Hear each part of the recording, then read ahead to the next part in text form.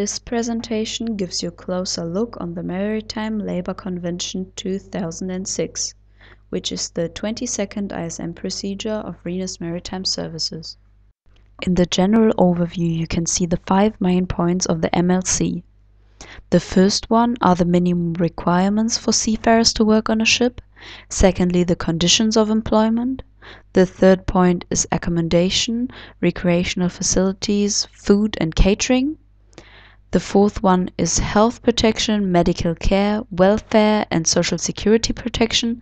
And the last point, the compliance and enforcement. Further informations are given on the next slides. Point number 1. Minimum requirements for seafarers to work on a ship.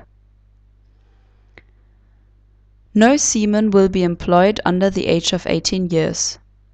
And without a valid medical certificate in English language, a seaman is not able to work on one of the RMS ships. Seafarers have to have a qualification for their position on board, and therefore carry a certificate with them.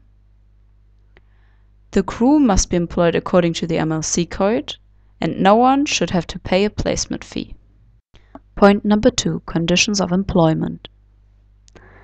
Important for the conditions of employment is a written and signed contract for each seafarer. Wages have to be paid on a regular basis. The intervals of these payments shouldn't exceed 1 month. In 24 hours, a seaman is required to work no more than 14 hours and no more than 72 hours in a period of 7 days. The seaman is instructed to get rest of a minimum of 10 hours in 24 hours or 77 hours in 7 days. Trainings shouldn't interrupt hours of rest. For any missing out in case of emergency, the seafarer should get the possibility on catching up on his rest.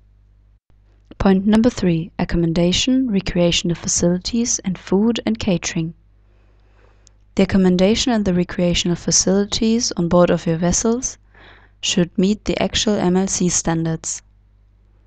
Records of the inspection of accommodation should be kept 3 years.